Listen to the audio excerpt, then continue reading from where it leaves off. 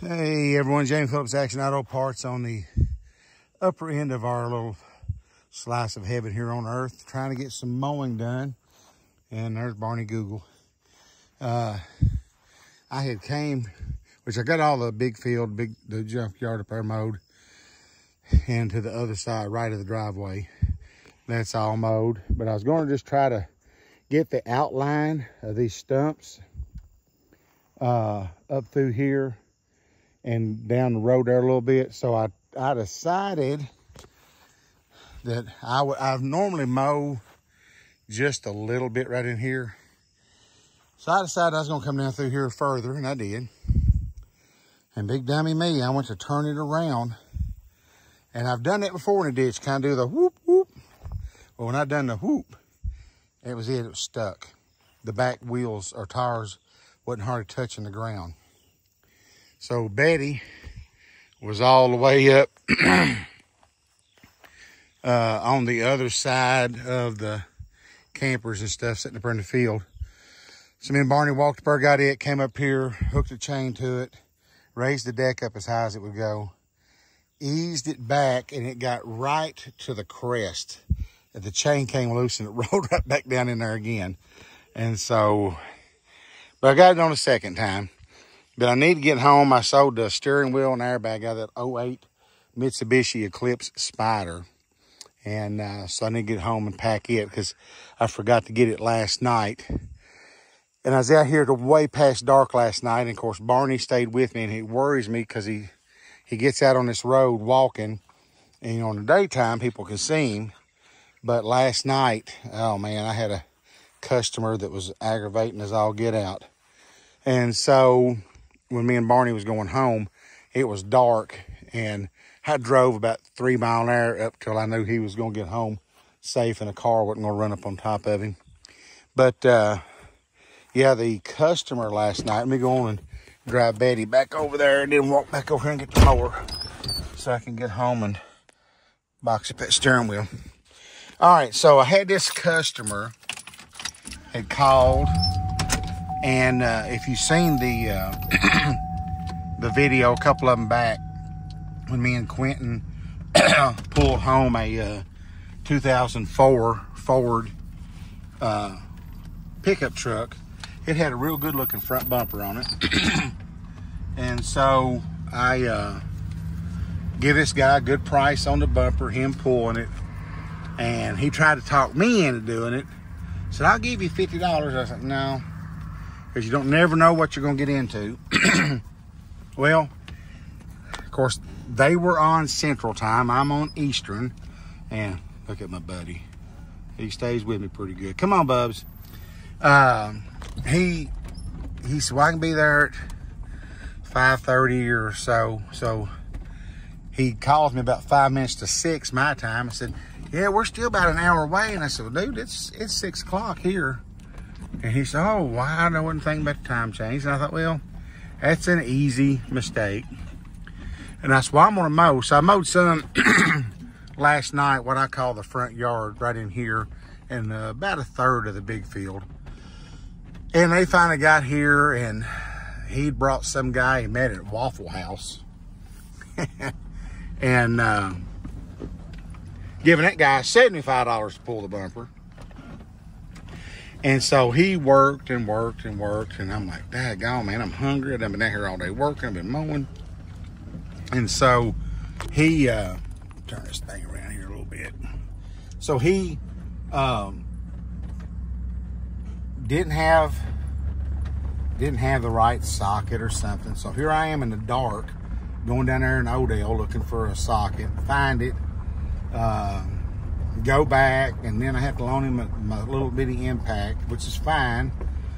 And they just keep working and working, and this old man was kind of getting a little bit on my nerves, and I hate that. But I was like, dude, it's, you know, y'all done been on that bumper an hour and 30, 40 minutes or better, and you know, you told me it was a 30-minute job. Well, I thought it was. Well, he wouldn't, his wife wanted to turn the headlights on for that guy to see. He said, no, I ain't turning my headlights on. And run the battery down. Barney, honey, I gotta walk right back up there and get the mower, baby. I wish you'd just walk on home through the field so I wouldn't have to worry about you. Or wait here, Daddy, be right back, okay? I gotta go get the mower, baby. And so I ended up parking my truck with the headlights on and left it running so that dude would have some light.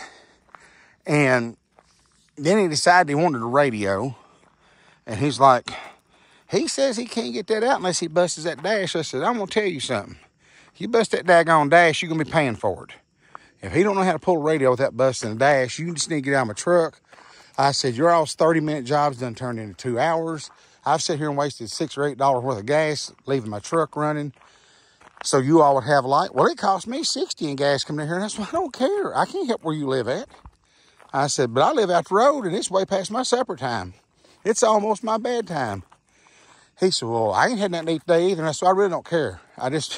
Y'all need to wrap this up or go get your hotel room and come back tomorrow or just go home. I'm about done tired of waiting on you. And I hate to get that way because, well, I just try not to be that person. But everything I would say, he would come back like he had it worse than me. And so they finally got the bumper loose and got it loaded. And then he climbed up in the truck and they started taking the radio out. Well, he had asked me about the little bitty dome light up front. And I said, you know, with what you're spending, you know, $5. And I look and he's got the whole freaking upper console in his hand. I said, whoa, whoa, whoa. That ain't the little bitty light up front. What all kind of runs together? And I said, it can run together and it can add up on some more on the pricing. It's whatever you want to do. And so he decided he didn't want all of it. And he said, what I owe you? And I was sitting there and I was mad. And I knew what I told him on the bumper and the radio and the light. And I added him about another $15 for my trouble. I thought if he second guesses it, I'm going to tell him I earned it. But he didn't. He just paid me the money. And they left. I said, well, now I finally get to go home. He said, well, I'm 3 hours away. So like I said, no matter what I said in complaining, he had it worse off than I did. So I wish Barney, no, he's following me. He's on the other side of that fence right there, bless his heart. But speaking of Barney, he'll go home, you know, sometimes back and forth. And but last night he came down and seen I was mowing. And so he went back home. And he came back about the time those people got here. And I got off the mower. And I'm serious, y'all. It's just like he was laying there to protect me. I sat in the truck. He laid out right outside the door on the ground. And stayed with me the whole time until those people left. And then, like I said, when we went back home, that's when he went home. So he had done that earlier. And I was mowing.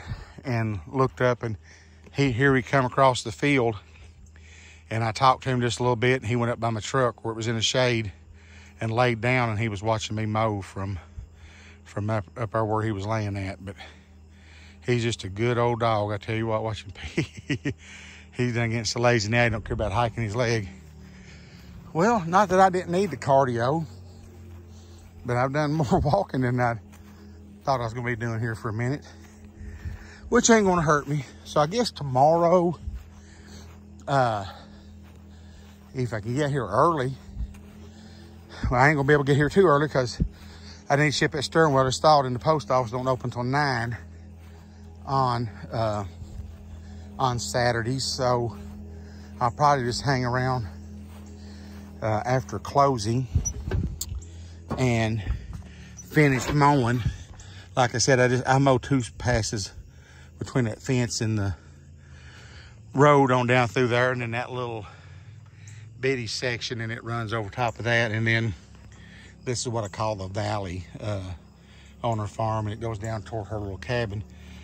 So this one, you can kind of go pretty quick once you knock off a couple of the passes down on the bottom side. We got to come up the hill. And then after that, it's not that bad or dangerous or whatever.